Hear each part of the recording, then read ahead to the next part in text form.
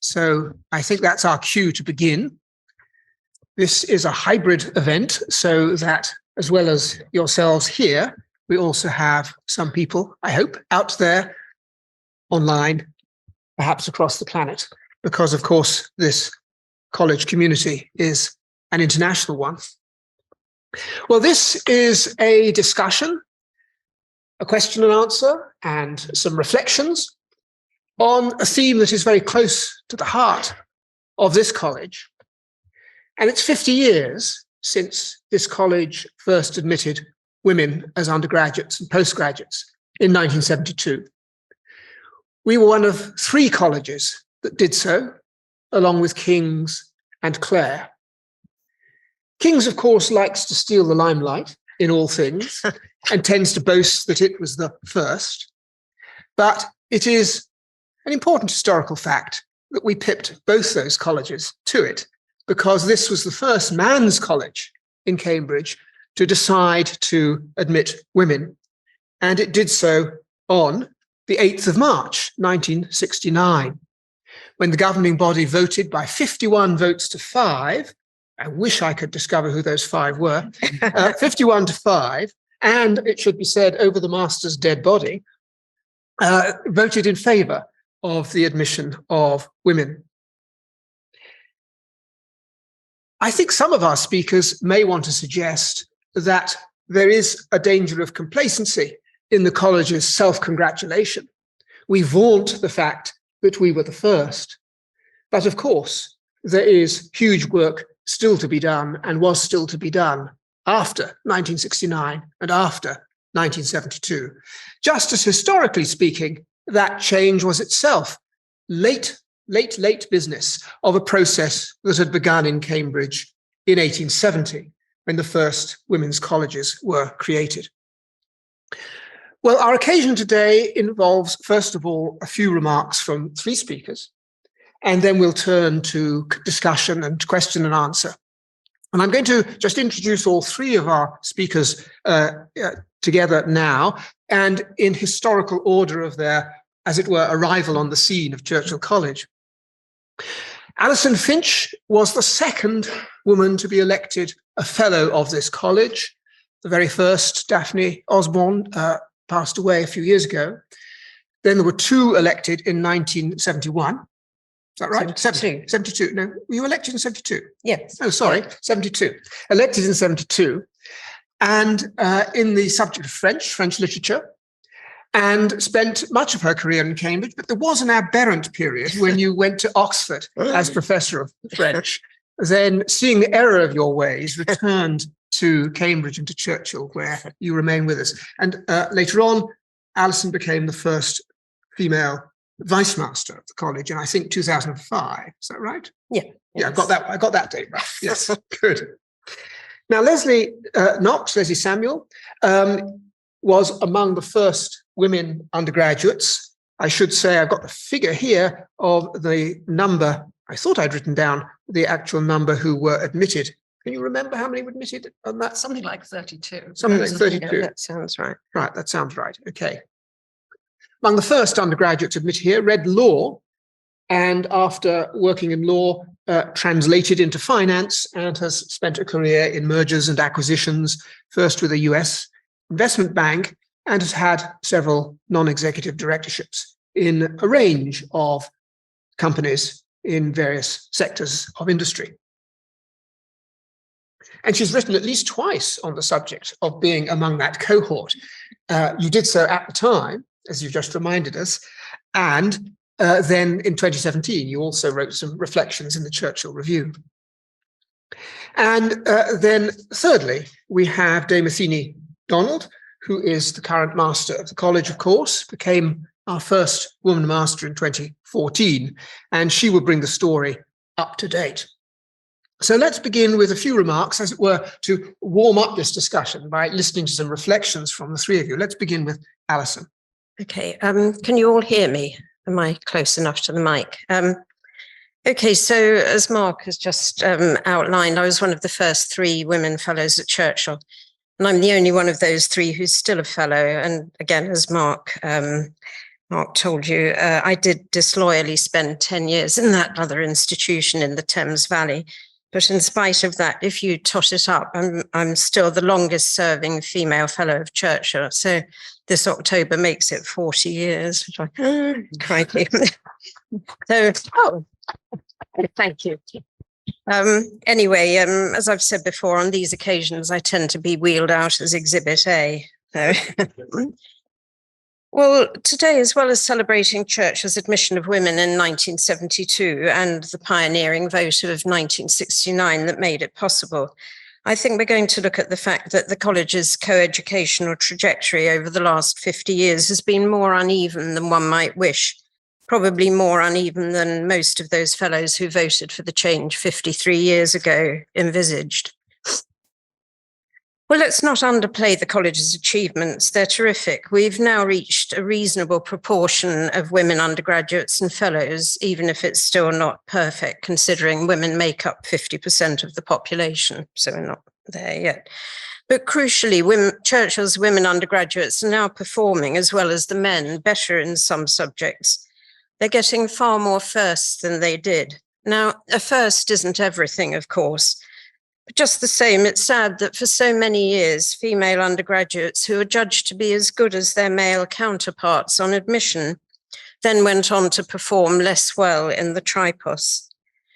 And that fairly recent boost in results is due to many factors, not least the indefatigable efforts of former senior tutor Richard Partington and his outstanding team of tutors and directors of studies. And we must here pay a warm tribute to Athene and her stellar work on this front nationally as well as for the college, in which she's led by example, focus and encouragement and provided a unique and powerful inspiration. Well, 18 months ago in February 2021, I participated in a panel at Merton College, Oxford, the college where I was a fellow for most of my time at Oxford. Merton was celebrating 40 years of women. It didn't admit women till 1980. And that invitation made me look more closely at the timelines in the two universities. It also made me go back to a 2016 book by the Princeton historian Nancy Malkiel. So here it is, a bit of light bedtime reading. It's quite a door stopper. But yeah, fascinating, as I want to say. So Nancy charts in meticulous detail the debates that took place in the 60s and 70s on both sides of the Atlantic on the question of co-education in prestige universities. And so the book is called Keep the Damned Women Out. I don't know if you can see. And that's a quotation from an Ivy League alumnus. The fuller quotation is, for God's sake, for everyone's sake, keep the damned women out. For everyone's sake, that everyone obviously didn't include all those bright women who might have benefited from attending an Ivy League institution. So anyway, if I'm Exhibit A, this book is Exhibit B, at least until Mark's book. I don't know, is it a closely guarded secret? Mark's writing a book about the history of church, and it's got a wonderful chapter in it on the whole debate around co-education. But anyway, this is Exhibit B until Mark's book comes out. And it's a good, even gripping read in spite of its size. And more important, some people whom you in the audience know feature in it. I won't say who, but anyway. Now, of course, it's right to remember that Churchill was the first of all the Oxbridge men's colleges to vote to go co-ed, and it's right to feel proud of it. But we should put this in a wider context too.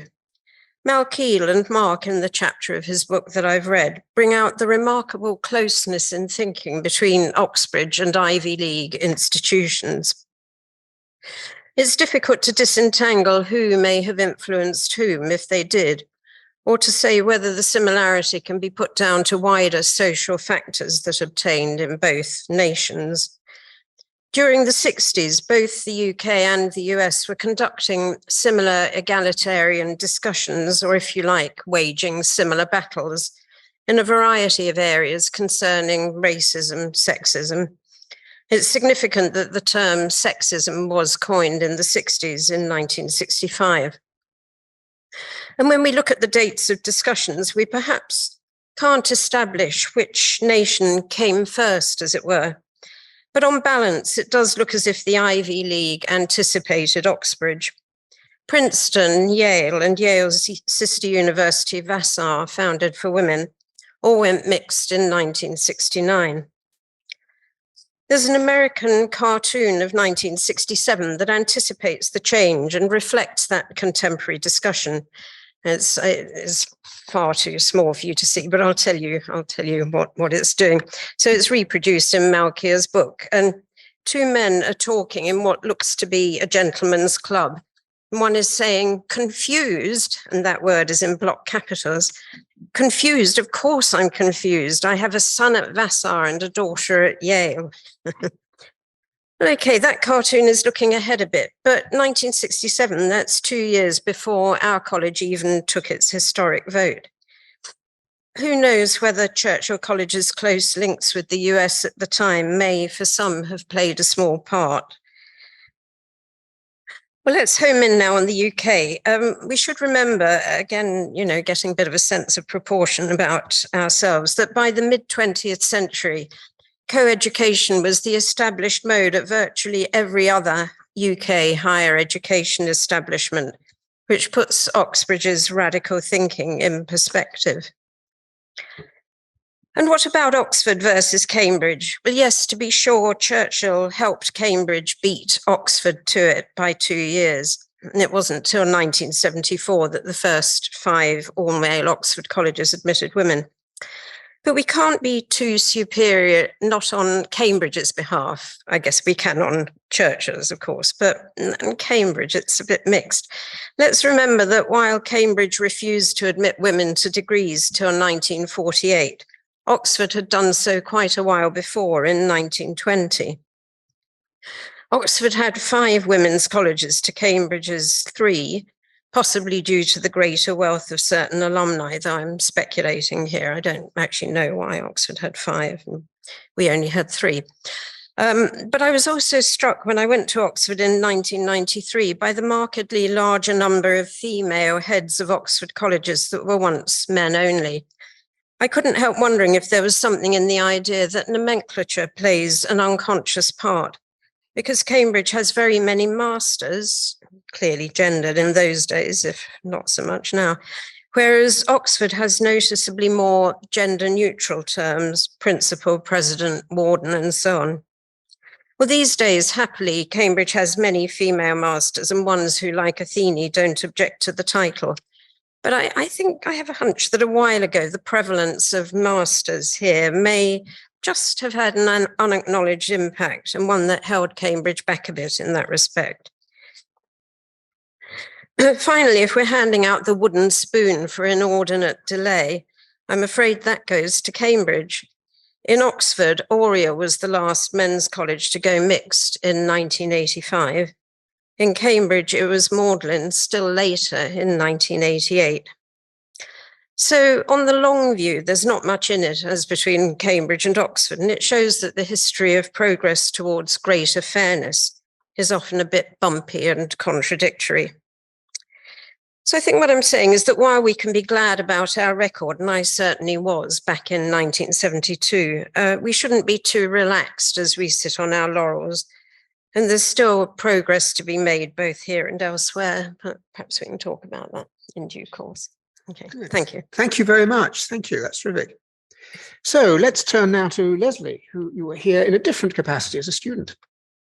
Absolutely, and I've made my career in a very different world too.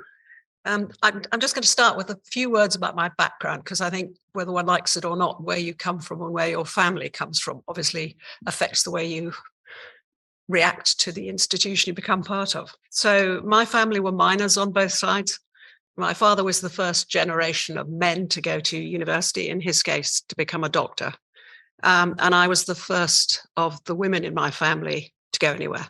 My mother would have dearly loved to be a doctor, but the family didn't have the money, so she became a nurse, and she was very supportive of me coming to university. I went to an all-girls boarding school.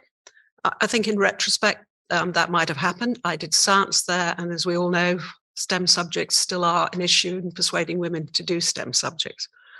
I made a horrible mistake and got a place at medical school, and luckily in the summer before I went, realized it was a horrible mistake. So originally I did law simply because my choice was law, Oriental languages, or psychology. Otherwise, it was back to school to do some more A-levels, and I was not going back to school I had absolutely hated. I had offers both from the women's colleges at Cambridge and Oxford, but I came to Churchill much against my headmistress's desires, and actually found it just immensely friendly. So although I was, one of that first sort of cohort, actually my impression coming down originally, where there was nobody around, was not of an old sort of patriarchal group who was going to make life difficult. I went back and had a quick look to see what I wrote in 1973 in an article entitled Beauty Among the Beasts, because one of those tricky bits is to try and remember what it felt like when you came to it rather than what you reflect. In there, what I said was I thought that we had held our own at the college bar as women, that we had managed to learn, in my case, to play table football and darts. I actually played cricket for the Cambridge team and got a half blue, but many of my friends actually very successfully rowed. Funnily enough, the comment in there is the comment that I would still make today, that one of the real pluses for me was that actually I made lots of male friends. As opposed to a world where, the tendency was to make boyfriends, and when that didn't work, you sort of moved on, if you like. I think for all of us who came, I'm sure I don't speak just for me, we made some really good male friends. And that for me, of course, was incredibly important, because in my career, I have spent most of my career, apart from probably the last 5 years, when I have been the only woman in doing whatever I'm doing. And actually that ability, I think, to recognize that actually men can be friends as well as competitors. They don't have to have an agenda. I think Churchill made a really big difference to me in that.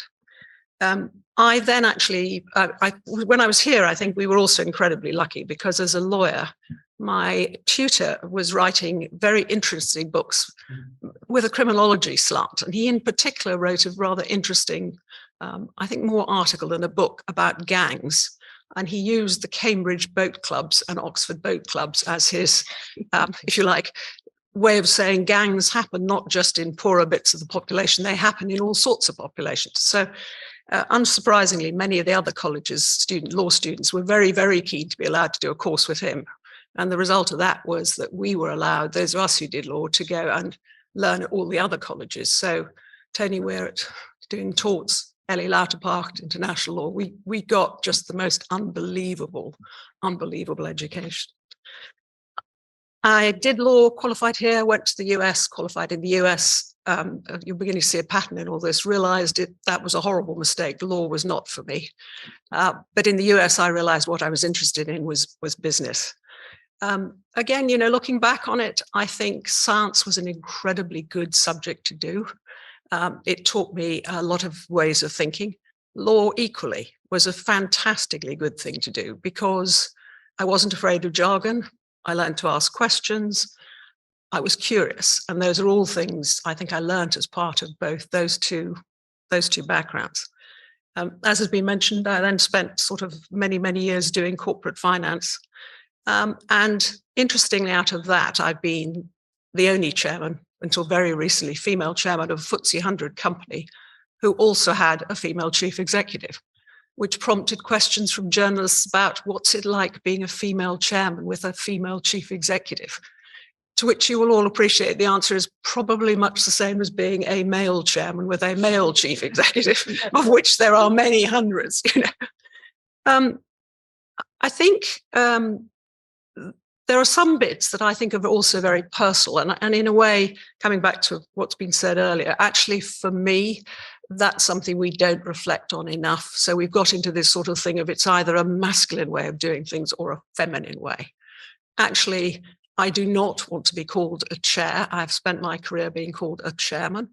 I'm actually in the French system, I would rather be, Madame le Maire.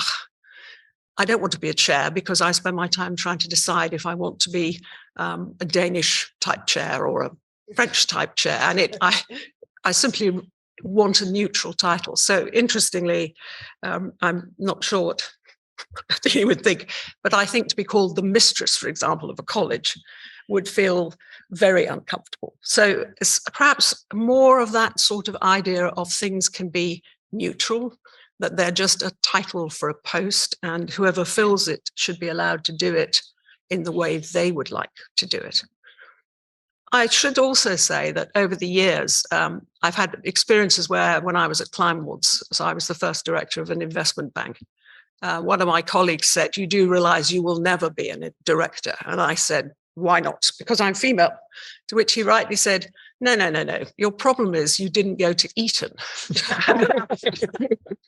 You know, so once I had got over that particular one, and to be fair, the reason I became first female director was because one of my clients, the director who had dealt with them, left to go to one of the opposing merchant banks.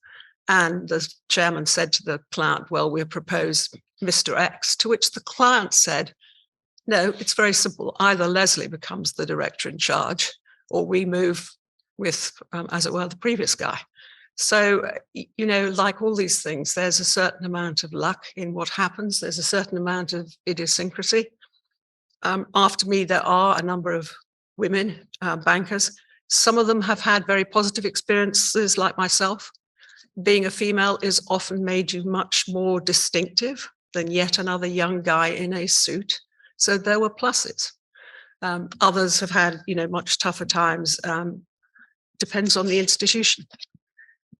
I think what I would say, and I did indeed read the book too that was being referred to, I don't want to be a female stereotype. I have always been very clear that I got married relatively late to someone much older than myself. So when we had a family, I had the support both for my career, but also for the family.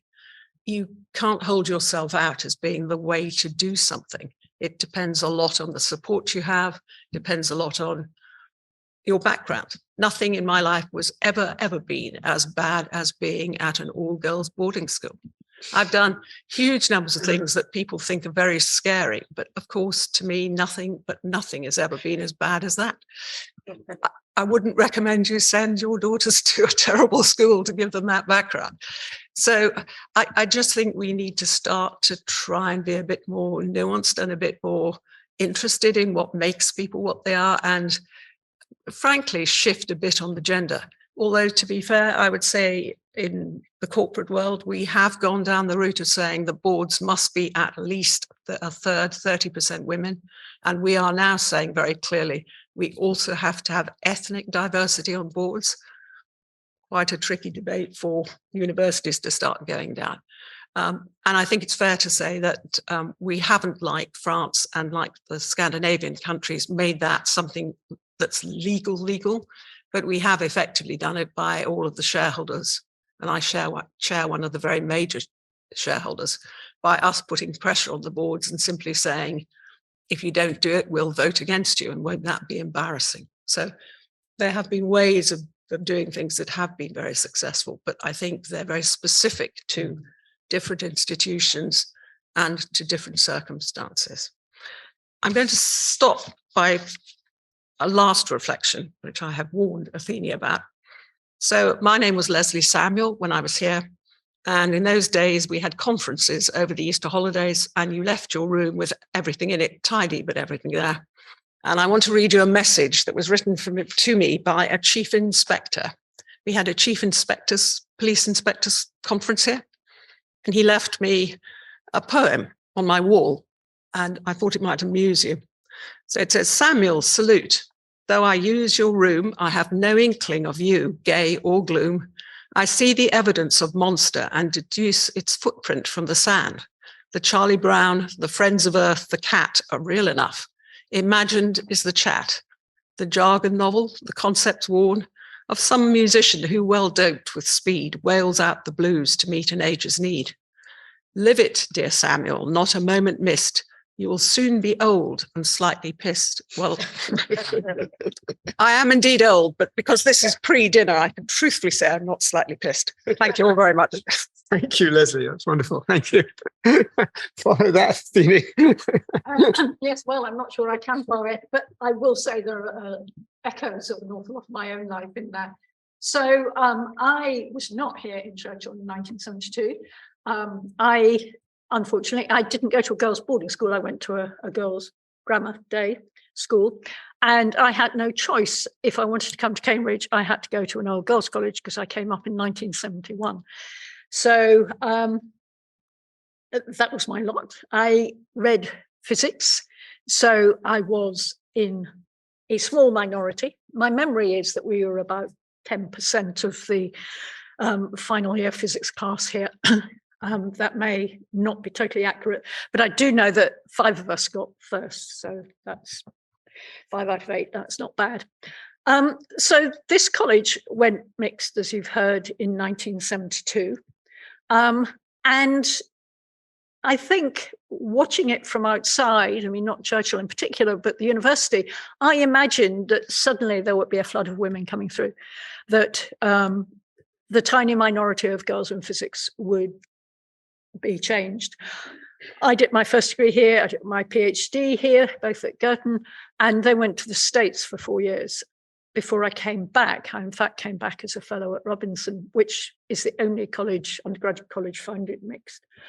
And I think I expected to look around the undergraduate physics class and see this transformation, and it was barely different from when there'd only been 3 colleges admitting women.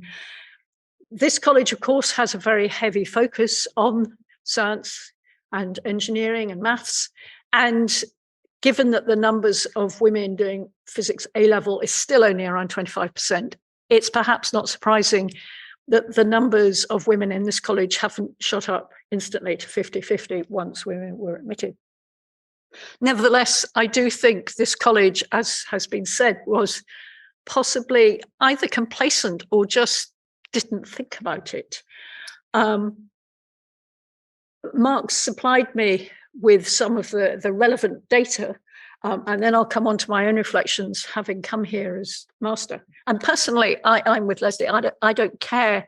Master to me is the role. It doesn't define my sex, rather obviously. So there were 4 women fellows admitted. You've heard of the first 2, and I think there were another couple the year after, but then not a single additional woman was elected as a fellow until 1980. We did the first female JRF was in 1983, so that's junior research fellow. There wasn't a senior research fellow female until 1993. There was no professorial fellow until 2000. And I think when I came here in 2014, Alison may be correct me, but I think it was just Alison and Melissa Hines as the only active female professors. Is that right? I couldn't think of anyone else. Yes, I think Carol Robinson had left by then. That's right. The first woman amongst the senior college officers was Jennifer Rigby, as was Jennifer Brooke, who joined as bursar in 1999. Alison, as we've heard, was the vice master in 2005, the first woman in that role. I came in 2014 as the first female master. The first female senior tutor was in 2016 when Lisa Jardine Wright Sally Boss acted for a year, and now Richard Ronson is the senior tutor in a permanent position. That was in 2021 when Richard Partington left. However, having said all that, in 2016, there was a majority of women amongst the officers for the first time. And currently, of our 5 officers, only 1 is a man. I don't know what that says. Sense of duty amongst women, one could stereotype wildly. So the total number of women on the fellowship now is probably around a third. It depends a little because we have many classes of fellowship, and the postdoctoral by fellowships are by far the most diverse by gender and by ethnicity, and that is very noticeable. So it's possible you're sitting there thinking, well, it's just a question of the pipeline, isn't it? But I don't think that's relevant. As I say, I came up in 71. I thought we would be 50-50 across all subjects by now. And that certainly isn't true in this college or across the university.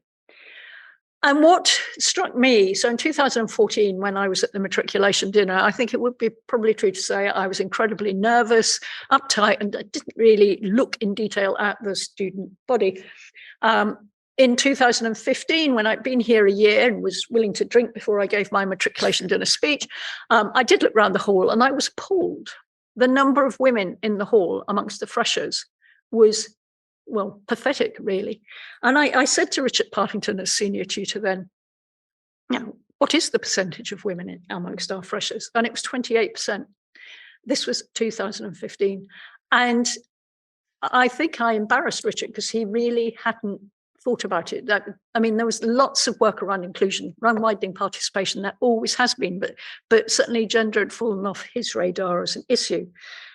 And despite the challenges of there not being very many women doing physics at A level, therefore they can't do many of the natural sciences or engineering, I still felt 28% was not enough. And he and I agreed that we would aim for 40%. He thought that was about as high as we'd ever get. And a lot more attention was paid to our admissions. For the last 3 years, we've been essentially 50-50. It is possible, it can be done. And I think it shows how much unconscious bias there probably was in the interview process, in the way schools put people forward. There are many factors, many of which are completely outside Churchill's control. Nevertheless, if you look for talented women, they are there, and we take a sizable number from the pool.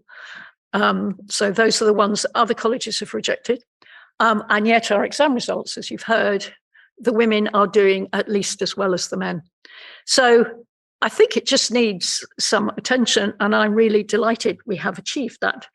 But we have more work to do amongst the fellowship. We certainly have more work to do around ethnicity. I mean, we've hardly started on that one. On the fellowship, that's quite hard because there aren't many people from a minority ethnic background who are employed by the university. So it's a challenge, but that's something we will continue to work on. As a head of house, which is the generic noun for masters and wardens and provosts and anything else, one thing I have really noticed when I became master in 2014, about a third of the colleges had women as heads. And going to the colleges committee, which has the unfortunate habit of meeting on Saturday mornings, I think the relatively few women felt we were second-class citizens, perhaps. Discussion wasn't favoured by the people who were running the committee, and it was quite an uncomfortable experience. We've got up to half. I haven't done the headcount for this coming year, but we're about half and half now amongst the heads of house. And it's extraordinary, the difference.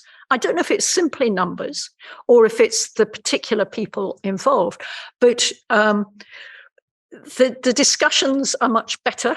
I remember that we had a dinner last year to discuss what kind of person and what kind of process we thought should be put in place for the election of the next vice-chancellor, and we still don't know who it is. And I noticed that practically everyone who'd spoken at that dinner was a woman, and the men had sat there very silent.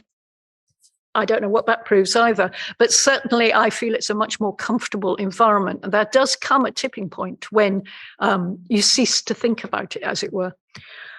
I'd like to echo some of the things Leslie said about being the first anything. I mean, I was the first female lecturer in the physics department. I was the first female professor in any of the physical sciences department, sort of wheeled out, stuck on committees, wasn't always paid any attention to when I tried to say, you know, maybe you need to think about this differently if you're thinking about women.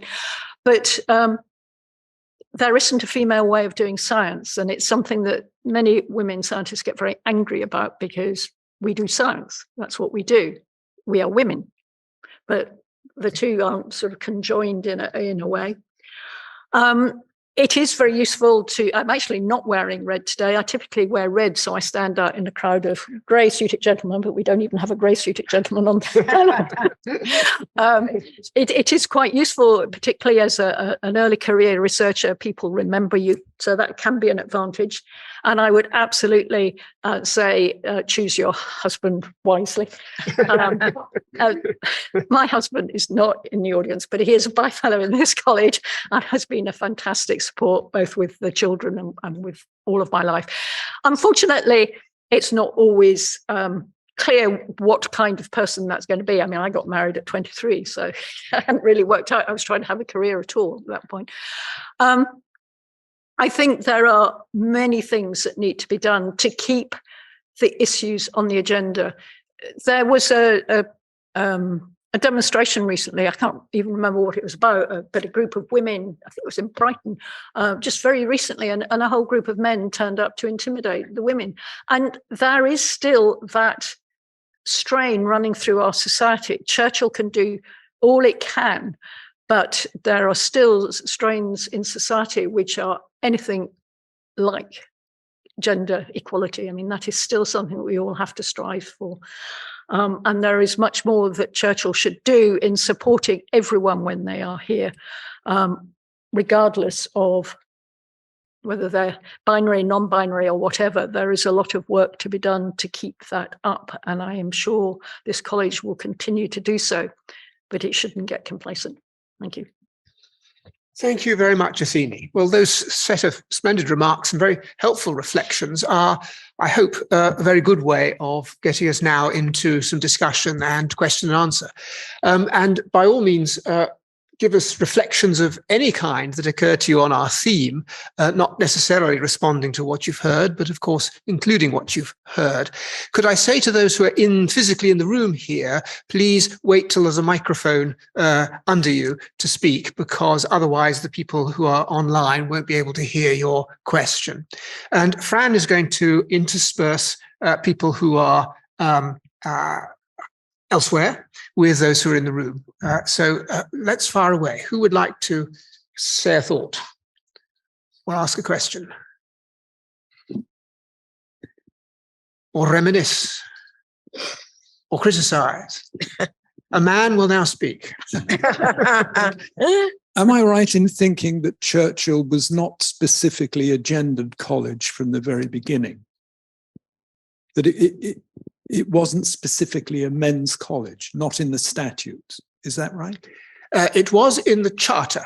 Right. In the charter, it was a men's college, but you are partly right in that when in 1958, a number of women's organizations responded to the public announcement of the new college, the trustees discovered that they hadn't troubled to expressly say that their project was for men because they had taken it for granted. And they were also very disturbed to discover that when the issue was raised, Winston Churchill himself said, well, why not? Why not?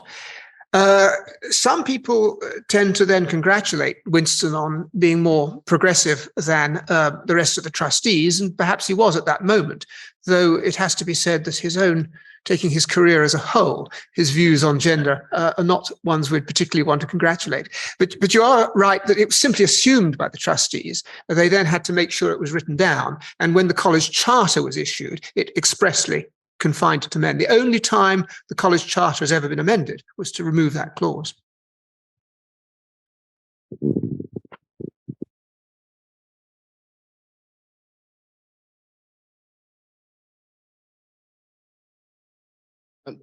What was the principal argument for admitting women?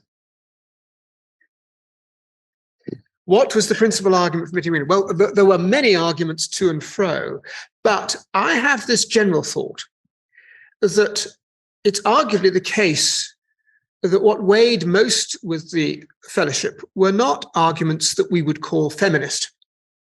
They didn't, if you look at the vocabulary of the time, they didn't talk about justice and equality, the intrinsic right. They didn't talk about rights, the intrinsic rights of women.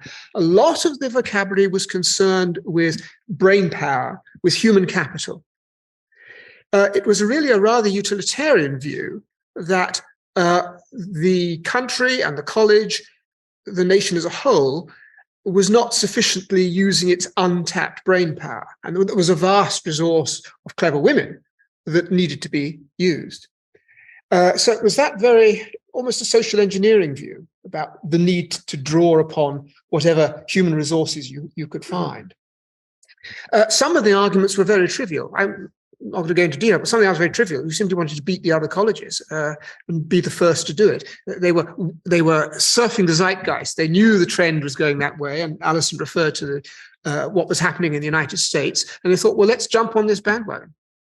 I just had one final thought, is that whereas some of the older colleges were held back by their alumni, or at least fear of what the alumni's opinion would be, the advantage that this college had as a new college was that we didn't have that juggernaut, though we did have the juggernaut of the industrial sponsors, and there were fears that, quite rightly fears, that they would resist the admission of women.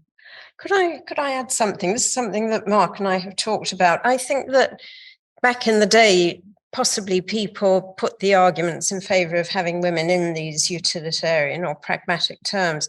I don't think that's incompatible with a sense that this was the right thing to do, the egalitarian thing to do. And I'm not sure, I don't think we have here any of the male fellows who participated in the vote.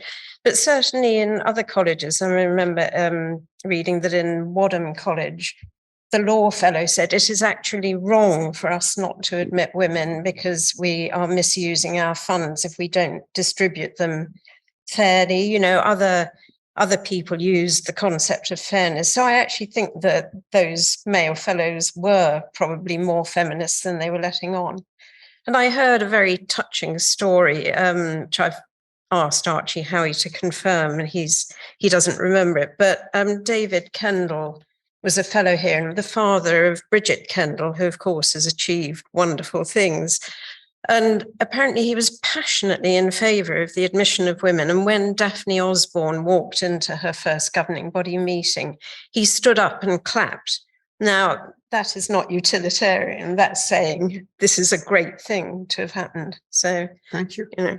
I thought there was another argument in that, I mean, it's sort of what you said, Mark, but that the women did rather well, as I indicated, in triposes. And I think some of the colleges, perhaps not Churchill, but some of the later ones absolutely felt they were going to fall behind in the league tables of exam results. That may have been less true of Churchill breaking new ground, but the reality was there were an awful lot of women who couldn't get into the colleges. I mean, it was much harder to get in as a woman. Yeah, and I think, sorry, you could be right, but I think Dick Tizard was a great supporter actually of the whole idea. And there was originally an upper limit on the female intake. And actually he was a pusher at the end of 73. He said, effectively, I've got a quote, he described us as a splendid lot. And actually after a year, the upper limit was actually removed. So even at that early stage, I think perhaps all those worries about, what would it be like having women around? Would it be difficult? Would it cause problems? Even after a year, it was pretty clear that the college was going on as usual, working well, and it was something to be supported. So I think that's quite interesting that early, that Churchill was prepared to take what must have been a risk, because it was quite a small number. Let's face it, could have been different later. There is an online question. Okay. Do you want me to read it out? Yeah, this is from Joe Kavanagh, U72, so undergrad 72.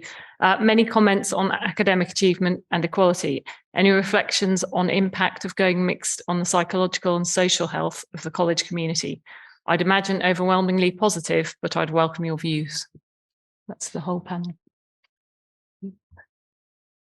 Well, I've got the article I wrote in 73, and the academics around will be pleased. When I was asked by the editor to write an article about my experience as an academic woman, an academic lady, his words, not mine, I decided to set about it in a logical manner in deference to the scientific basis of Churchill. So as well as recording my own impressions, I asked many other people for theirs. What did emerge was actually a feeling even from one of the most misogynist friends who admitted that women had improved Churchill. I think, to be fair, what I said at the time was actually there were so few of us, it's quite difficult to say we've made a real difference. But as I mentioned, actually what I did reflect at that time was that there was more chance of making friends as well as girlfriend-boyfriend relationships, and that was broadly a really positive thing. So I can't take great credit and say our generation made huge differences, but I do think if you think about society at that time, it probably was for many of us, for the men as well as the women, a chance to make a broader group of friends, and then that's probably helpful, I would say. Mm.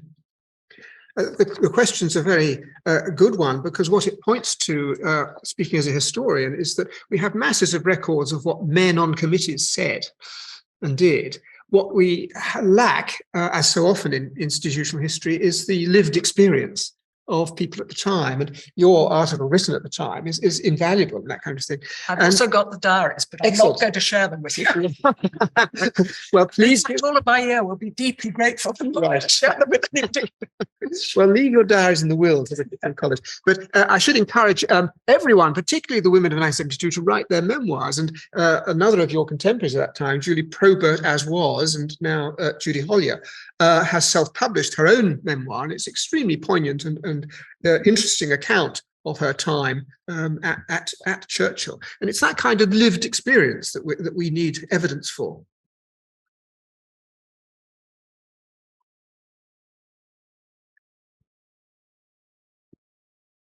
I mean, Churchill's absolutely to be congratulated as being one of the early colleges to go in this direction with King's and Clare. But I was just thinking there was a massive opportunity missed not to go co-ed right from the beginning.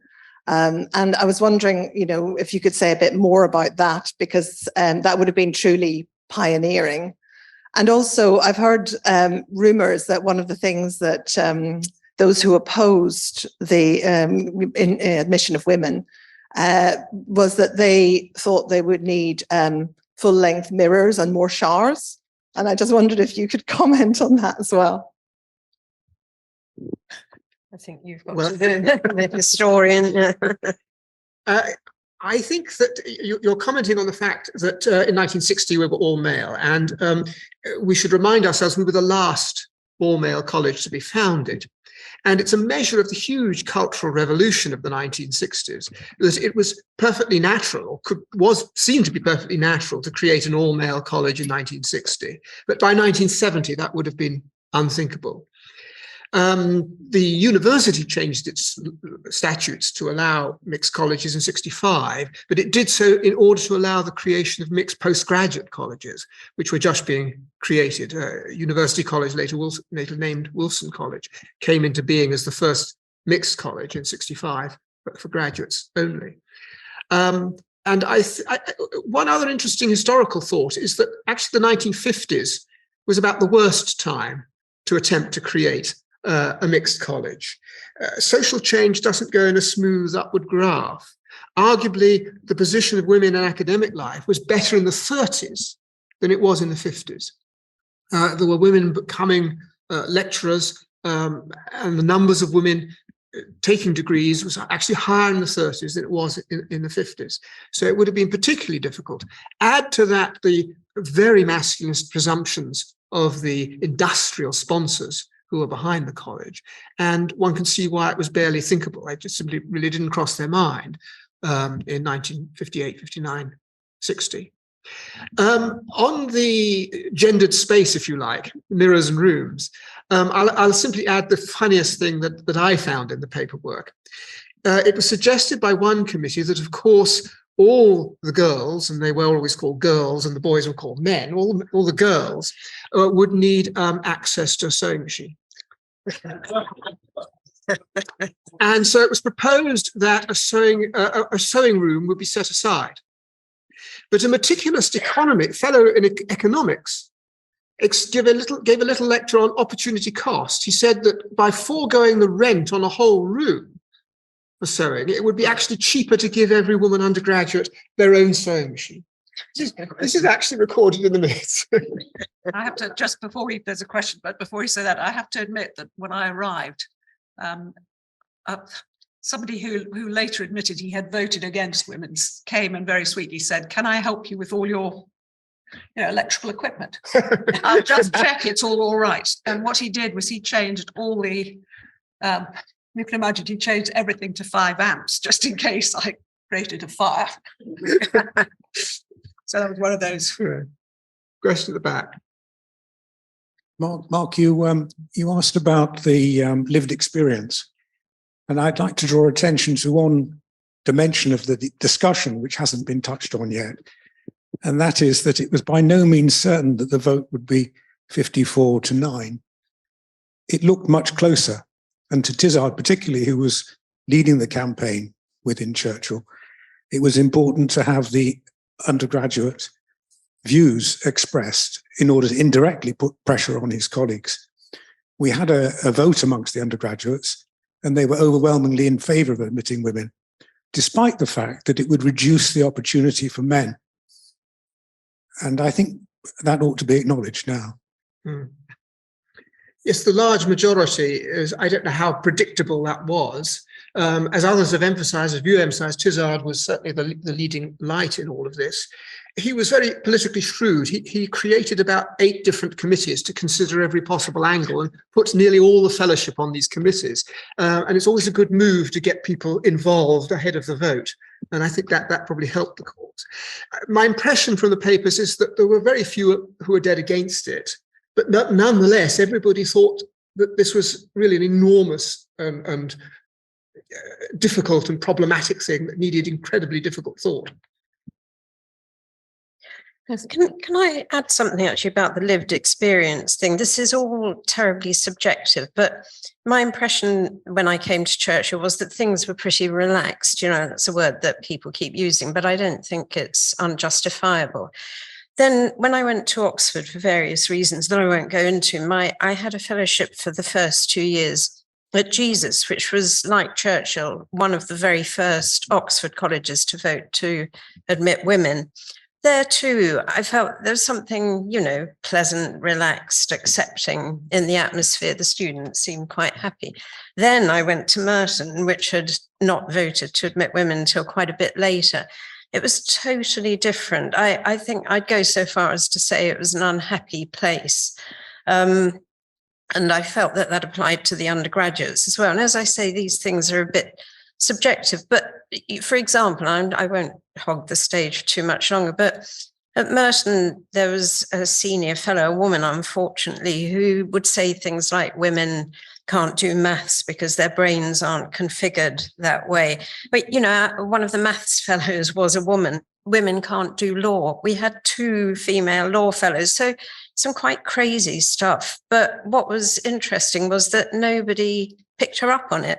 And I just couldn't imagine that anyone getting away with that sort of comment in Churchill or Jesus Oxford for that matter. So I think, you know, there's something about the very fact of having been willing to take that vote that probably did help the atmosphere, whatever the problems, you know, as I say, this is all a bit subjective, but anyway, that's enough. I might make one comment. So I was one of the first women members of the Athenaeum Club in London, which I'm a very proud member of, and many scientists, of course, and academics are members.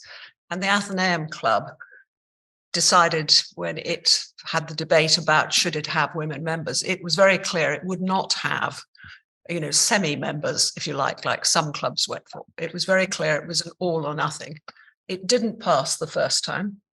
It passed the second vote. And the second vote, I became chairman of the executive committee, and I had dinner with the group of members who were known as the traditionalists, who had voted against having women. And they were very interesting about it because they were very positive and pleasant about actually, you know, that they were now very happy to have women. But they said the reason they had voted against it was they really loved the club and they were just worried it would change it. So they weren't sort of, it'll change it in a particular way, or, you know, it'll be terrible, we'll have to have full-length mirrors or whatever. It was just, we love it and we don't want something to change.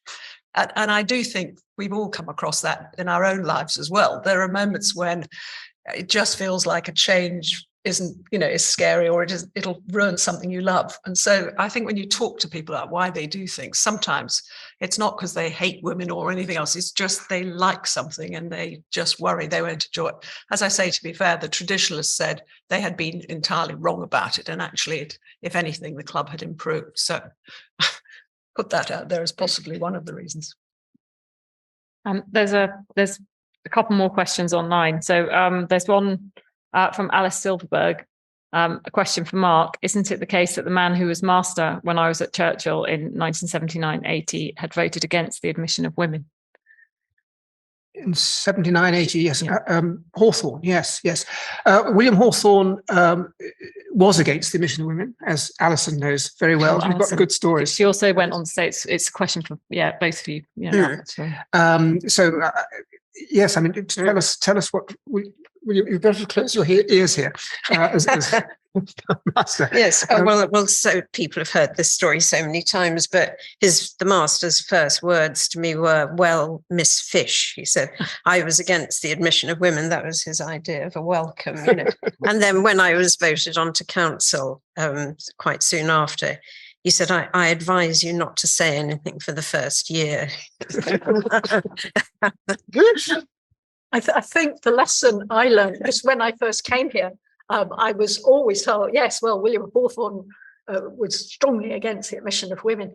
And the moral I drew from that was, as master, one should always work out if you're going to lose a vote before you decide which way to go. It struck me as very unwise as a master to take that course of action, not say, okay, you've all convinced me, it's a great idea, to go on being in opposition after it had happened. It's just... I think he did come round to it, didn't he? Begrudgingly, after a few years. Yes. Yeah. Let's just one up the back there.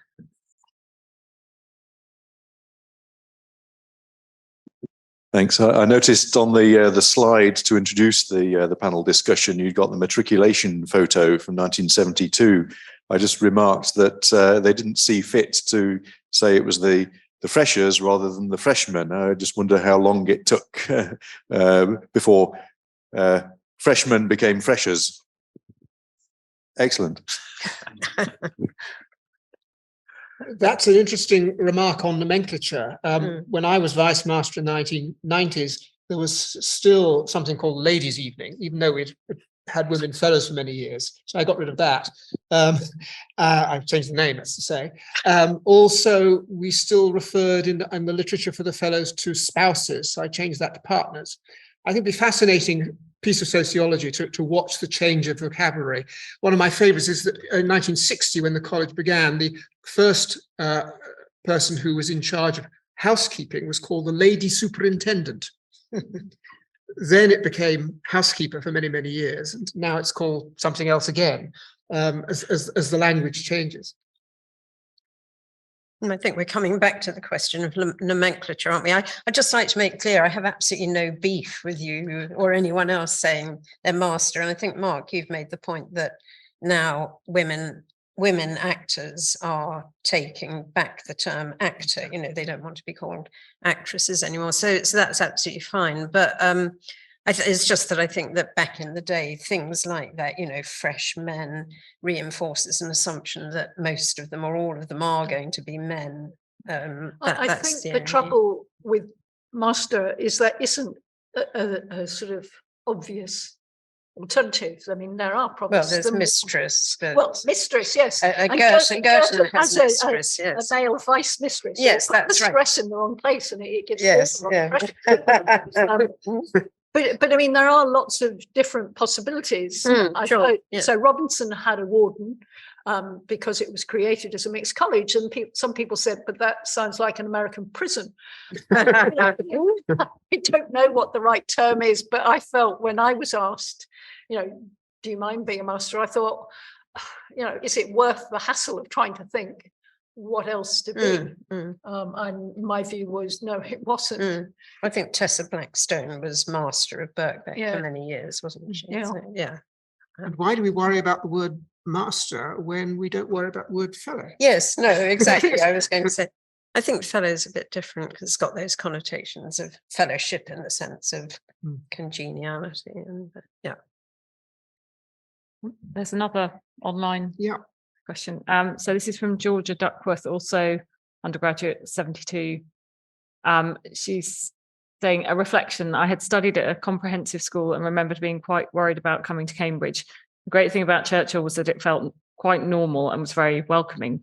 we were very well treated, and she said spoilt rotten. Clearly there was already a policy to broaden the catchment and diversity of students. What's been learnt about these programmes in the intervening 50 years? Of diversity in general. Yeah. Well, I mean, there's a huge effort in the tutorial team to try and work out who are, if you like, the disadvantaged. There are many different measures, and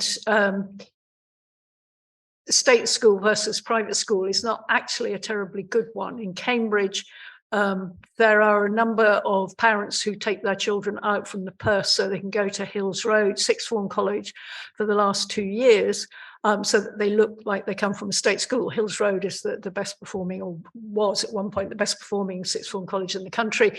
It was not your typical comprehensive. So that's not a good measure, but there are a lot of other measures, and the college performs pretty well against almost all of them. I mean, indices of multiple deprivation, and I couldn't tell you what they are. There's polar quintiles, which aren't terribly good. There are, do we have any children coming from care?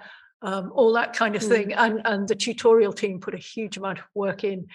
The ethnicity is a problem because on the UCAS form, we don't have that information. You can try and double guess it from a photograph or a name, but people are very uncomfortable doing that. So it is quite challenging to try and make that comparison. But there is no doubt that this college remains, if you had a league table of sort of widening participation, this college remains very high up on that list. There is a concern for this coming year. You may know that Trinity has offered bursaries for, I can't remember the precise details, but applicants whose parental income is below something or other. And they have said that if you apply to Trinity and don't get into Trinity, but go get admitted to another college, they will still give you that bursary, which is something like £5,000 a year. It's going to be huge. And there is a real worry about what that is going to do to how students apply, whether they all apply to Trinity, how Trinity will cope with this, what distortions that will lead to the whole process. And we don't know yet. I mean, the closing date for people to fill in the form saying they want to come to Cambridge is imminent, but we don't have any of that data yet. But I'm sure, the outreach work we do and the work of the tutorial team supporting people when they come, as that question has said, to make sure that whatever your background, you feel comfortable here, that will continue come what may. If I might just, so one of our daughter's friends lives with us and comes from a Guyana background. And when I talked to her, she didn't come to Cambridge, she went to Leeds and got a first at Leeds. She was very clear that to some of her friends going to university, she comes from a school in London, so, it's not in the outer, backwater anywhere. For some of her friends, she had gone white by going to university. So one of the things we do need to do is get into the schools, because, it's too late. I mean, by the time people apply to university, they're either being supportive and sort of getting there, or they just don't come. So, there are some quite sort of difficult issues that you really, it's hard to believe it's today. And she is, I think, still the first child in her school to go to university. Which, I mean, just, I'm sure all the rest of you like me, it's just almost impossible to believe that it happens.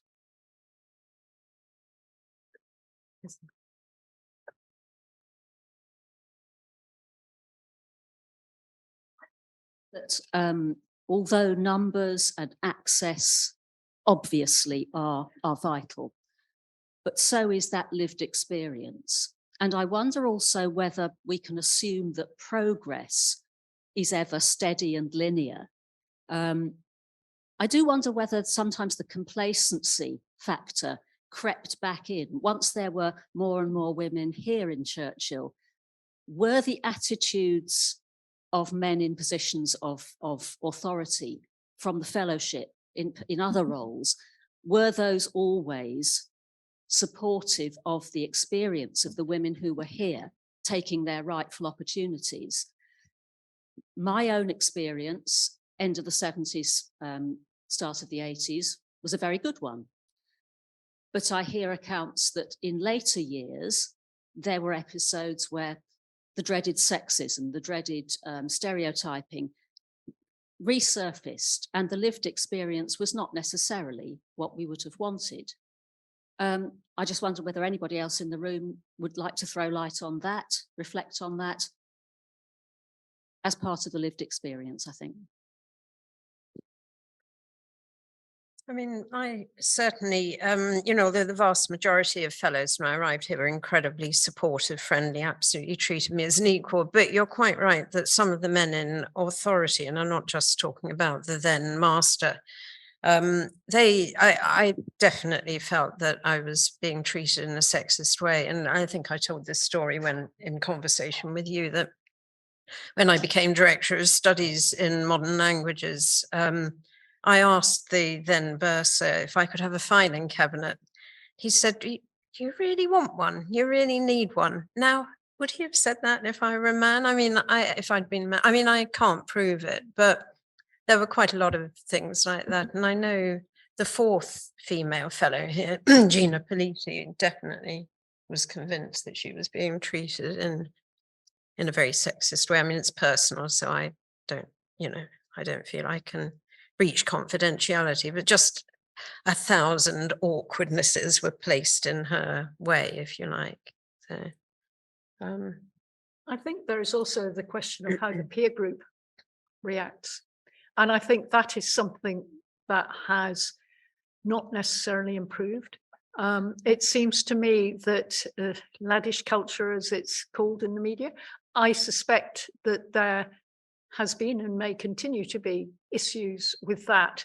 And the trouble is, it's quite hard for anyone to intervene in that unless it is brought to their attention, and that requires someone to make a complaint. And undoubtedly, during the time I've been here, there have been some instances where the senior tutor had to step in and, take quite stern action. I think what is also clear is that in any college, different year groups have different characters for whatever reason. And during the time I've been here, I think there have been year groups where that kind of laddish culture has been much more apparent than in other years. I mean, the pandemic obviously changed things radically because no one saw anyone ever, kind of thing. But I would imagine in the 80s and 90s and noughties, that kind of oscillation in behaviour probably continued, but may not always have been terribly obvious. Thank you.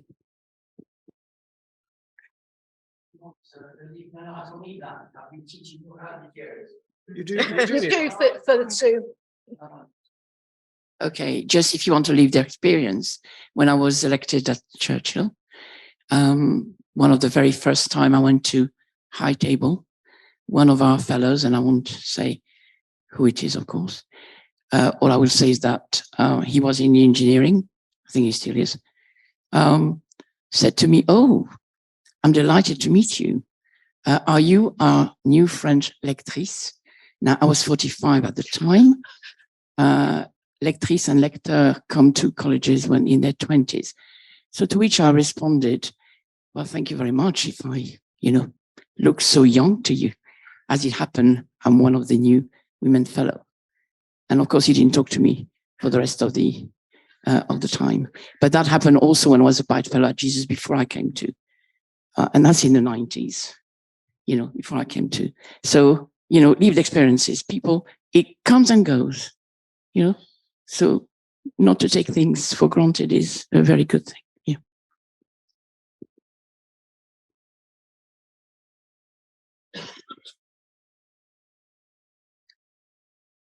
Just if we're talking about lived experience, I think I think it was in 2018 when I did the speech after the association dinner.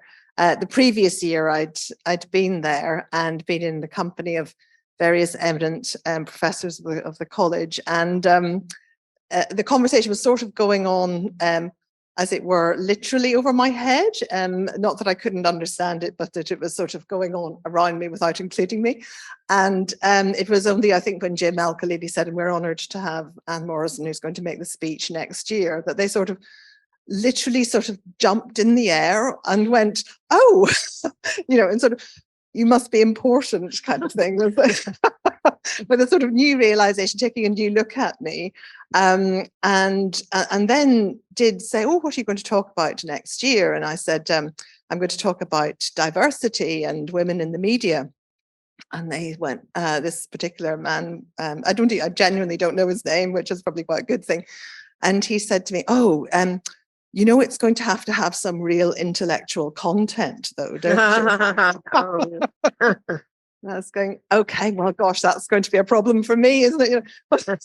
I mean, just that sort of assumption that if I'm going to talk about diversity, it's obviously not going to have intellectual content. So the next year when I made the speech, I did dedicate the speech to him at the end and said, I know he'll be disappointed by the intellectual content of this speech. So I think there is... I came up in 78, and I think it was a time when people would tell sexist jokes and racist jokes, and you were expected to laugh along, and that was the culture. And I think people have got so much savvier that they wouldn't tell those jokes now. People have cottoned on. But sometimes I think that the actual attitudes that underlay them are still there. They've just gone underground, and sometimes that makes them harder to spot. But I'm not always convinced that the actual attitudes themselves have changed. And what I experienced was just one tiny example of that. I think you make a really interesting point. So what struck me when I came to Churchill, which I think is probably still true, is that it wasn't a college where people who had all been to school together came. And there are a number of colleges, Oxford and Cambridge, where people come up in a group and they've been at school together and they've already got, a little group of friends. And so we actually ought to be at an undergraduate level, a college where we try really hard to actually have the right sorts of relationships and behaviors, because, those little, the laddish behavior and things is much worse, as is female backbiting and some very unpleasant female behavior. Let's be honest. You look at what happens to women, very often it's very unpleasant comments from other girls is what causes the problem. And yet, if you're not coming up with people from school, it's a chance to start again. And I would certainly hope that we think hard about that. And to your point, that of course means that the more senior, the postgrads and and more senior fellows and people need to think about that too, because actually the youngsters ought to be at a moment where they could change. Whereas if you've grown up at school with someone who's always known you as whatever the comment, it's very hard to leave that behind. And that, that was very different, certainly in my era. It was very different from other colleges where, definitely groups from schools. There were scholarships at some of the colleges which only applied to Winchester or only applied to a particular school. And so they, inevitably ended up in little groups. So, that's not even a male-female thing, actually. I think that's true for the guys and the women, that you can start again, you can make, a different choice. And that ought to be a really positive bit about us, and about Churchill.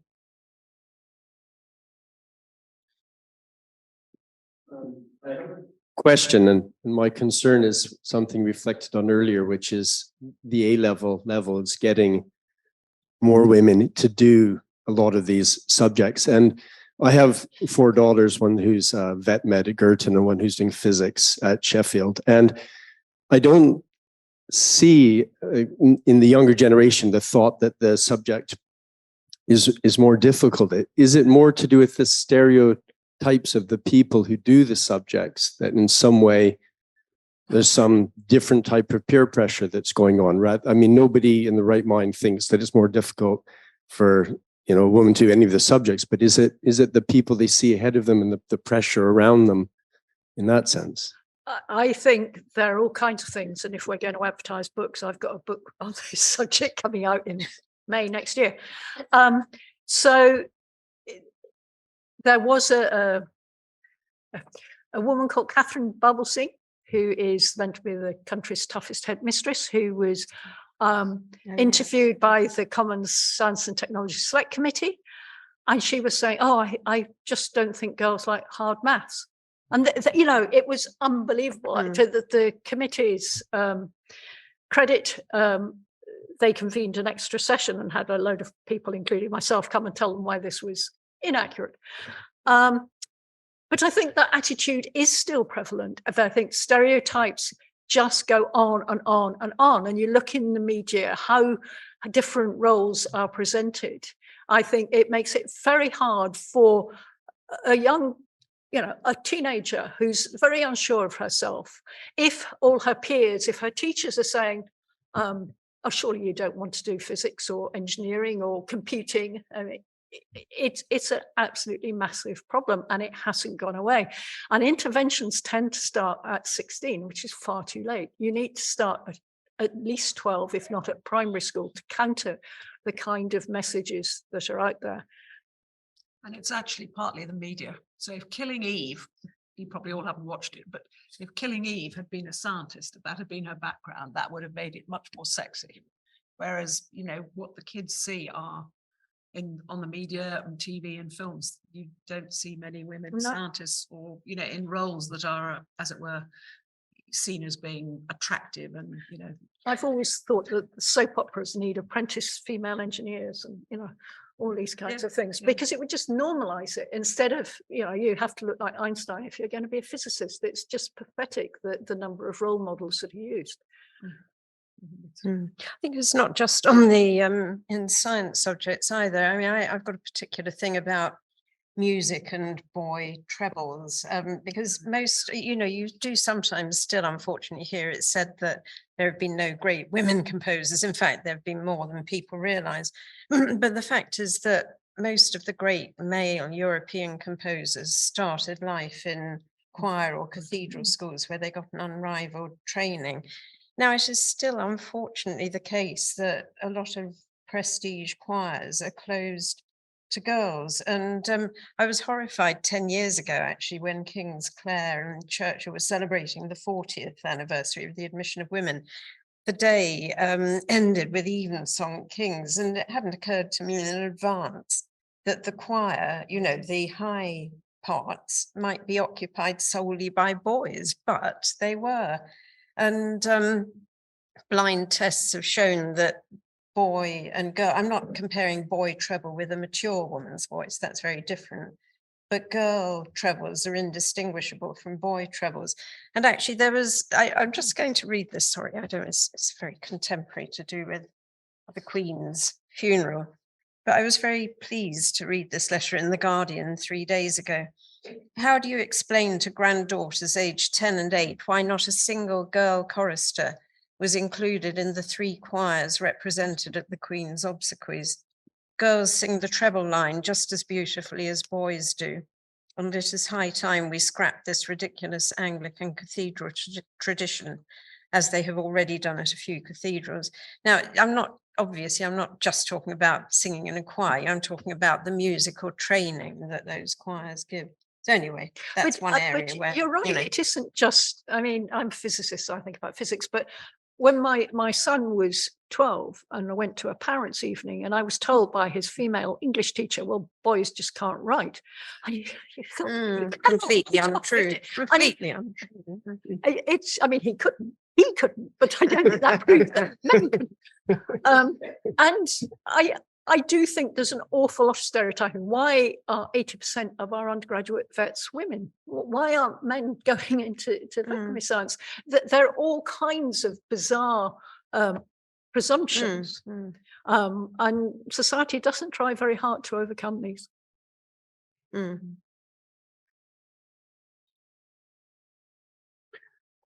Well, perhaps it's time to move to a close. Do we have anyone? Well, there's just one comment, yes. But about the matriculation photo, you could have the choice, according to Martin Johnson, who's just written in, you could have the choice whether it says freshers or freshmen when you got it. So there was a choice of that on the photo. So it's interesting that there was a choice. anyway. Well, sorry. I think it's probably Okay, time right. to draw to a close. That's been absolutely fascinating and has led us in many directions. And I'm glad to say it's taken us from the historical of the past right up to our present dilemmas and concerns. And I want to thank all of you, Athene, Leslie, Alison, Fran at the end of the table as well, and to everyone else who contributed and came along. Thank you very much indeed. And thanks to Mark as Thank well. you. Yeah.